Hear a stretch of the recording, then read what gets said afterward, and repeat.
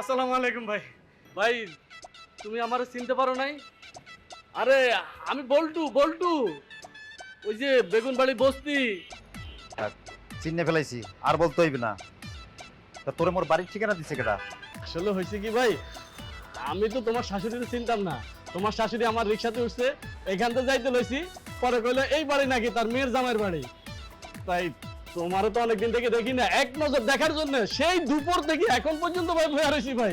মোর শাশুড়িকে তুই কিছু বলছো? মানে শাশুড়িকে কি বলছো তুই? মানে আমি কি করছি তোর সাথে এক সময় ছিলাম এগুলো বলছো? মোর শাশুড়ি রিক্সা চালাইতাম বলছো? সি সি নাউজুবিল্লাহ, আমি তোমার শাশুড়ির ওই কথা কইতে যাবো কি লেগা?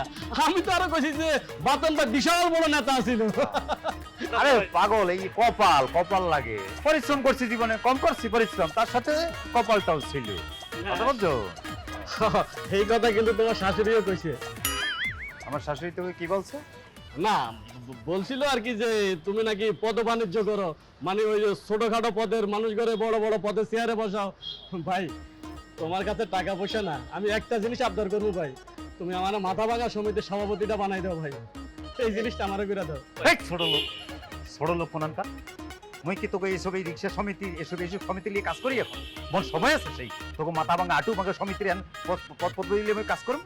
ছোট লোক কোনানে জানতে যা। দয়া করো ভাই, আমার একটু দয়া করো ভাই, আমি তো তোমার এক্স কলিগ ছিলাম নাকি?